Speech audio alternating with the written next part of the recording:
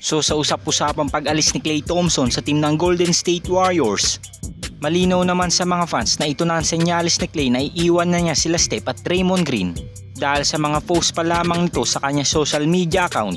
Nakita nga nating in-unfollow nito ang Golden State Warriors at kasama na din dito ang pagbura niya ng kanilang memories nang magkampiyon sila laban sa Boston Celtics noong 2022 NBA Finals.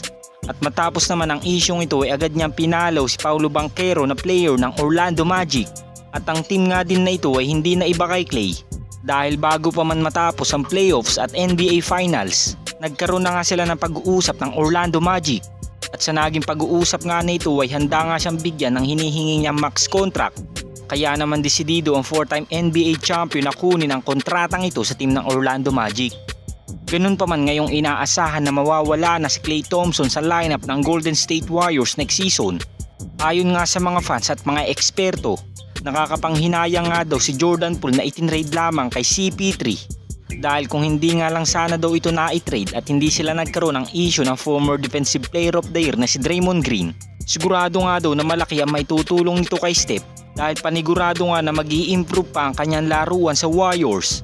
At nagagabayan pa nga siya kung sakali ng kanilang mga veteran players. Kaya naman hindi imposibleng malagpasan pa niya ang narating ni Klay Thompson sa team ng Warriors.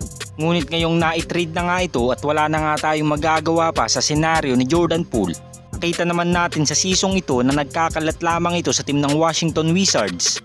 At tila ba gusto nga niyang magpakahiro sa team na ito dahil kung ano-ano na nga lang ang kanyang ginagawa sa loob ng court upang mapansin lamang ng media. Well, bata pa naman si Jordan Poole at malayo pa talaga ang mararating ng player na ito. Ngunit kinakailangan lamang talaga ng batang player na ito ng gabay mula sa kanilang mga veteran players nang sa ganun ay magpatuloy ang kanyang improvement sa team ng Washington Wizards. Samantala kanina naman ay opisyal nang tinanggap ni GP2 ang kanyang player option sa team ng Golden State Warriors at nagkaroon nga siya ng fully guaranteed contract na nagkakahalaga ng $9.1 million.